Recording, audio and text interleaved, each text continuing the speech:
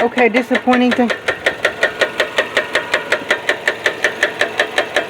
Knocking the engine of a Hyundai Elantra. Check this out, guys. See if you think it's a knock in the engine.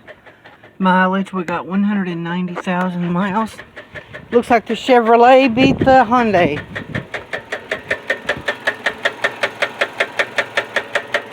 Chevrolet beat the Hyundai.